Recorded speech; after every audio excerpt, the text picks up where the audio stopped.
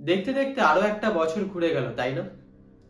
2020 কিংবা বলা ভালো 2019 সালের শেষের দিকে যে অতিমারীর ঢেউ আছড়ে পড়েছিল পৃথিবীর বুকে, সেই দুঃসময়ের স্মৃতি আজ আমরা প্রায় ভুলতে বসেছি।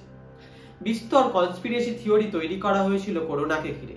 তার মধ্যে সবচেয়ে জোরালো ছিল বায়ো ওপেন বা জীবাণু অস্ত্রের তত্ত্ব।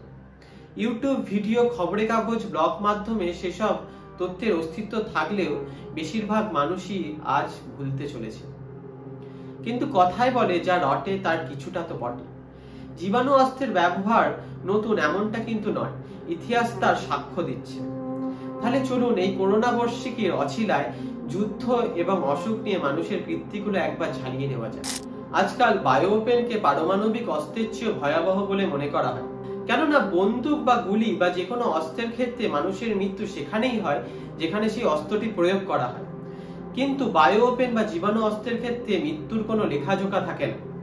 যুদ্ধ এবং অসুখের সঙ্গে মানুষের সম্পর্ক বহু প্রাচীন, কিন্তু ঠিক কতটা প্রাচীন?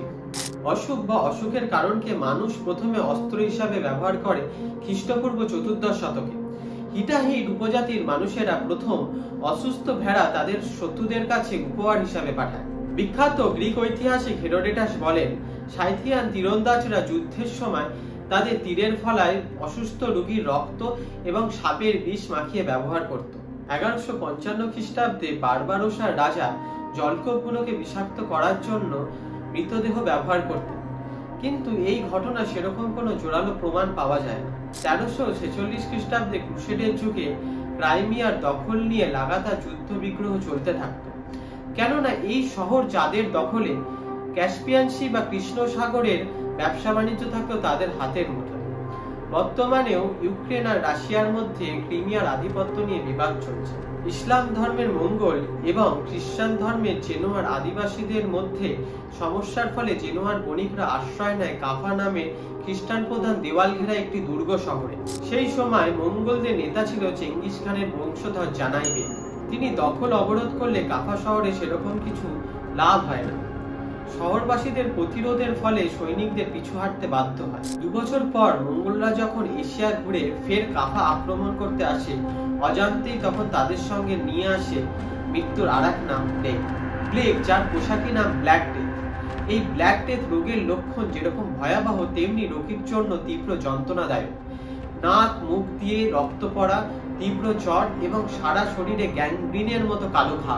মঙ্গলদের সেনাবাহিনী কিছুদিনের মধ্যেই বিপর্যস্ত হয়ে পড়ে, কিন্তু জানাই বেগ তার মাথায় কিন্তু অন্য কিছু ঘটছিল। তিনি অসুস্থ মানুষ এবং মৃতদেহ দুর্গ শহর কাফার ভেতরে ছুঁড়ে ফেলার আদেশ দেন। এর ফলে কিছুদিনের মধ্যে মহামারী শহর জুড়ে ছড়িয়ে পড়ে এবং শহর রক্ষার জন্য আর কেউ বেঁচে থাকে না। বেশিরভাগ বণিক গ্রিস এবং ইতালি এবং বিভিন্ন শহরে জলপথের মাধ্যমে পালিয়ে যান এবং তাদের সঙ্গে এই রোগের জীবাণুও নিয়ে যান। পরবর্তী কিছু বছরে পুরো ইউরোপের 60% মানুষ মারা যান এই প্লেগ রোগের মরুকে। এরপর কত অদ্ভুতভাবে মানুষ শত্রুকে যুদ্ধে বিপর্যস্ত করার জন্য অসুখকে তার হাতিয়ার হিসাবে ব্যবহার করেছে, তার খতিয়ান আছে ইতিহাসের পাতা। 1495 সালে ইতালিতে স্প্যানিশ সৈনিকদের হারিয়ে একটি গ্রাম দখল করে ফরাসি সৈনিকরা। তারা ছেড়ে যাওয়ার সময় রেখে যায় কিছু ওয়াইনের বাক্স। আমরা সবাই জানি ওয়াইন তৈরি হয় আঙুরের রস দিয়ে, কিন্তু সেটিকে পরিশুদ্ধ করার জন্য যে রিফাইনিং এজেন্ট ব্যবহার করা হয় সেটা হচ্ছে ষাঁড়ের রক্ত।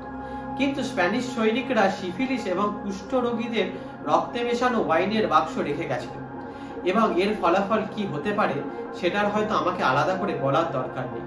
1650 খ্রিস্টাব্দে পলিশ সেনারা কামানের ফাঁপা গোলার ভেতরে জলাতঙ্ক কুকুরের লালা ভরে শত্রুদের বিরুদ্ধে ব্যবহার করত। ব্রিটিশরা 1763 সালে আমেরিকায় উপনিবেশ তৈরি করার জন্য আমেরিকার রেড ইন্ডিয়ান উপজাতিদের মধ্যে বিতরণ করেছিলেন গুটি বসন্তে ব্যবহৃত রোগীদের পোশাক এবং কম্বল।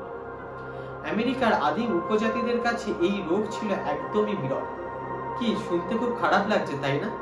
ব্রিটিশ মেজর রবার্ট ডানকিন তার একটি বইতে এটিকে অ্যাপ্রুভড মিলিটারি স্ট্র্যাটেজি হিসাবে চিহ্নিত করেছে। এরপরেও অসংখ্যবার মানুষ অসুখকে যুদ্ধের অস্ত্র হিসাবে ব্যবহার করেছে। নেপোলিয়ান নিচে ইতালিতে জলপ্রবাহ ঘটিয়েছে যাতে ম্যালেরিয়ার প্রকোপ বাড়ে। প্রথম বিশ্বযুদ্ধে মাস্টার্ড গ্যাস, দ্বিতীয় বিশ্বযুদ্ধে কনসেন্ট্রেশন ক্যাম্পে রাসায়নিক পদার্থে ইউজ করা হয়েছে, যা অসুখ নয় তবুও রাসায়নিক অস্ত্র। If humans just remember how to be a human, they would not be considered as an apex predator and deadliest invasive species anymore. কথাটা কতখানি সত্যি সেটা অক্ষরে অক্ষরে বোঝা যায়। মানুষ এবং রোগ এটা বহুদিনের সঙ্গে, কিন্তু সেটাকে যখন যুদ্ধের অস্ত্র হিসাবে ব্যবহার করা হয় তখন একই সঙ্গে আসে ভয় এবং লজ্জা। তাই আসুন করোনা বার্ষিকীর আগে আমরা যুদ্ধের বিরুদ্ধে শান্তি এবং ভালোবাসাকে আমাদের অস্ত্র বানাই, যাতে এই ঘৃণা নামক মহামারীটি মানুষের মনে আর মগজে না জন্মাতে পারে। নমস্কার। ভিডিওটি ভালো লাগলে লাইক, শেয়ার এবং সাবস্ক্রাইব করতে ভুলবেন না। ধন্যবাদ।